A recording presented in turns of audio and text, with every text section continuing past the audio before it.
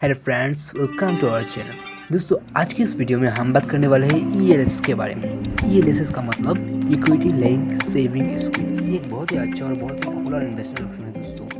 ये investment option इतना popular होने का दो बड़े कारण है दोस्तों। इनमें से पहला कारण है टैक्स सेविंग। दोस्तों, इस इन्वेस्टमेंट में आप पर ईयर 1.5 लाख तक की टैक्स सेविंग इन्वेस्टमेंट कर सकते हो। उनमें ज़्यादा टाइम आपको टैक्स देने की कोई ज़रूरत नहीं है, यानी बिल्कुल टैक्स फ्री है। लेकिन दोस्तों, मैंने यहाँ पे ज़्यादा टाइम इसलिए बोला क्योंकि यहाँ पे कुछ कंडीशन ऐसे भी होते हैं जहाँ पे आपको 10% तक का टैक्स देना पड़ सकता है। ये बहुत ही कम कंडीशन में होता है दोस्तों, लेकिन वो भी जानेंगे हम कि कौन सी कंडीशन में आपको टैक्स देना पड़ सकता है और कौन सी कंडीशन में बिल्कुल टैक्स फ्री है। लेकिन उससे पहले हम दूसरी बड़े रीज़न के बारे में जान लेते हैं दोस्तों, और वो है अच्छे रिटर्न्स का। यहाँ पे आपको बहुत ही अच्छा रिटर्न मिल जाता है। अच्छे रिटर्न इसलिए मिल जाता है क्योंकि ये एक म्यूचुअल फंड है दोस्तों। म्यूचुअल फंड पे मिलता है आपको एक अच्छा फंड मैनेजर जो आपके पैसों को शेयर मार्केट पे इन्वेस्ट करता है और अपने नॉलेज, सूझबूझ और फास्ट एक्सपीरियंस के ऊपर बेस करके अच्छे शेयर को पिक करके उनमें से ज़्यादा रिटर्न कमा के देने की कोशिश करता है आपको। लेकिन दोस्तों, हम हमारे पैसों को किसी भी जगह पे इन्वेस्ट करने से पहले हमारे दिमाग में बहुत ही सारे कन्फ्यूजन आता है उस इन्वेस्टमेंट के बारे में। और ये आना इम्पोर्टेंट भी है दोस्तों, क्योंकि आप अपना मेहनत का कमाई यहाँ पे इन्वेस्ट कर रहे हैं, आपको ज़रूर अच्छे रिटर्न मिलना चाहिए। अच्छे रिचार्ज करके आप इस जगह पे इन्वेस्ट करें, और इन कन्फ्यूजन को हम आप एक एक करके क्लियर करेंगे।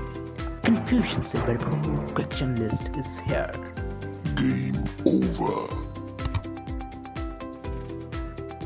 Second question, lock in period कितना है, यानी इन्वेस्ट किए गए पैसों को हम कितने साल बाद निकाल सकते हैं विथ रिटर्न्स।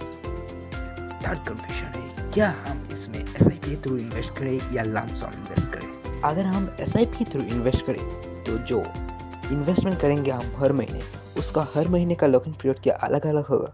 कौन सी फंड चूज करें, कौन सी फंड में एग्जैक्टली कितना परसेंट रिटर्न मिलेगा।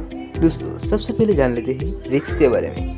ईएलएस में इन्वेस्ट करने में रिस्क तो है दोस्तों, क्योंकि आपका पैसा यहाँ पे स्टॉक मार्केट में इन्वेस्ट हो रहा है। जैसे हाईवे पे कार चलाना रिस्क ही है, लेकिन एक अच्छा ड्राइवर मिल जाए जिसको उस रास्ते पे कोई साल से कार चलाने की एक्सपीरियंस है, तो यहाँ पे कार चलाने में काफ़ी लो रिस्क हो जाता है। एक्चुअली ऐसे ही दोस्तों, अगर आप यहाँ पे डायरेक्टली स्टॉक मार्केट में इन्वेस्ट करते हो और आपको अच्छी खासी नॉलेज नहीं है, तो यहाँ पे काफ़ी रिस्क हो जाता है। लेकिन आपको एक अच्छा फंड मैनेजर मिल जाए जिसको अच्छी खासी शेयर मार्केट नॉलेज है और कुछ फास्ट एक्सपीरियंस है, तो यहाँ पे काफ़ी लो रिस्क हो जाता है। इसलिए हम यहाँ पे ईएलएस में इन्वेस्ट करने का रिस्क को मॉडरेट रिस्क कंसिडर करेंगे। रिटर्न्स की बात करें तो लॉन्ग टाइम में यहाँ पे आपको 13 to 14% का पर ईयर रिटर्न मिल जाता है। लेकिन ये रिटर्न्स हर समय 100% फिक्स्ड नहीं होता है। मार्केट के परफॉर्मेंस के ऊपर बेस करके थोड़ा बहुत कम ज़्यादा होता रहता है। इन रिटर्न्स को आप अपने हिसाब से थोड़ा बहुत कंट्रोल कर सकते हैं राइट फंड चूज करके। आपको कौन सी फंड चूज करनी चाहिए, आपके लिए कौन सी फंड सही है, ये भी जानेंगे हम आगे इस वीडियो में। लेकिन उससे पहले हम ये जान लेते हैं कि कब आपको टैक्स देने की ज़रूरत है और कब आपको टैक्स देने की बिल्कुल ज़रूरत नहीं है। यहाँ पे टैक्स आपको तब लगता है दोस्तों जब आपका रिटर्न्स 1 लाख रुपीज़ से ऊपर चला जाता है, और इतना रिटर्न्स कमाने के लिए 6 लाख to 7 लाख रुपीज़ से ज़्यादा इन्वेस्ट करना पड़ेगा।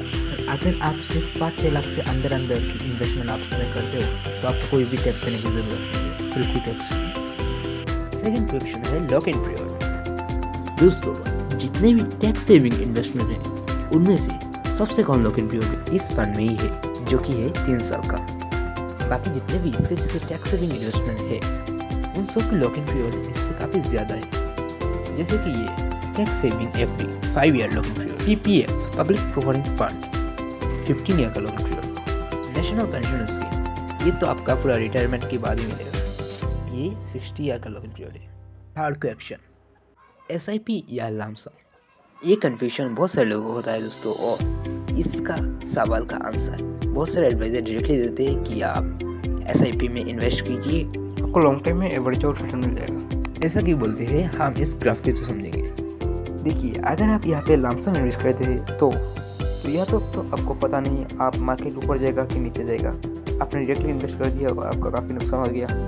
लेकिन अगर आप यहाँ पे एसआईपी के थ्रू इन्वेस्ट करते तो आपके नुकसान काफ़ी कम होता और एवरेज नुकसान होता था। लेकिन आप यहाँ पे लंप सम इन्वेस्ट कर देते तो आपको काफ़ी ज़्यादा रिटर्न मिल जाता। लेकिन SIP के थ्रू इन्वेस्ट करते तो आपको तो पता नहीं कि मार्केट ऊपर जाएगा कि नीचे जाएगा, तो आप हर महीने थोड़ा थोड़ा इन्वेस्ट करते और आपको एवरेज आउट रिटर्न मिल जाता। तो इसलिए आप अपने रिस्क कैपेसिटी के हिसाब से इन्वेस्ट कीजिए। अगर आपको बहुत ज़्यादा रिस्क लगे, बहुत ज़्यादा रिटर्न कमाना चाहते हैं तो आप ज़रूर लमसम इन्वेस्ट कर सकते हैं, लेकिन उसमें आपका रिस्क थोड़ा ज़्यादा हो जाता है। आपको इसमें सही टाइम पे मार्केट में इन्वेस्ट करना जरूरी है। और अगर आप SIP करते हो तो आपको उतना फ़र्क नहीं पड़ता कि आप कब मार्केट में एंट्री कर रहे हो, क्योंकि हर महीने आप थोड़ा थोड़ा इन्वेस्ट करते हो। अगर देखते हो आप मार्केट ज़्यादा ही नीचे गया तो आप ज़्यादा इन्वेस्ट कर सकते हो, मार्केट ऊपर टॉप में आ गया तो आप कम इन्वेस्ट कर सकते हो, आपको ज़्यादा नुकसान नहीं होगा, आप एवरेज आउट कर सकते हो मार्केट लॉन्ग टाइम में। आप देख लेते हैं दोनों ऑप्शंस में आपका लॉकिंग पीरियड कैसे काम करेगा। जैसे अगर आप लमसम इन्वेस्ट करते हो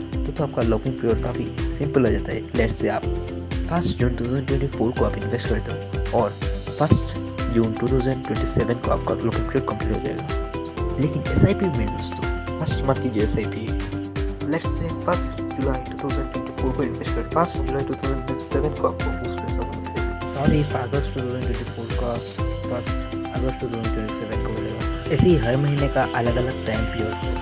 तो अगर आप SIP के थ्रू इन्वेस्ट करते हो तो बेहतर है आप 3 साल के बजाय 4 साल बाद ही एक साथ होगा, इससे आपको परेशानी कम होगा। आप बात कर लेते हैं आपके लिए कौन सी फंड सही है, आपको कौन सी फंड में निवेश करना चाहिए।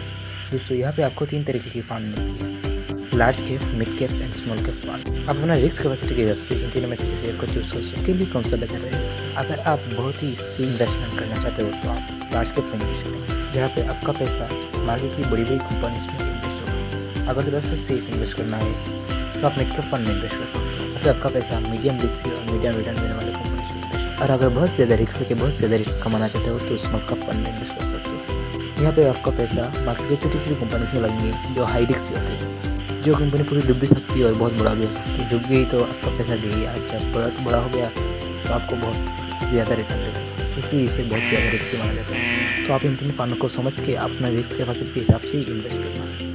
इस वीडियो को लाइक करके सेव करके रख दो, क्योंकि ये वीडियो आपको फ्यूचर में ज़रूर काम आने वाला है।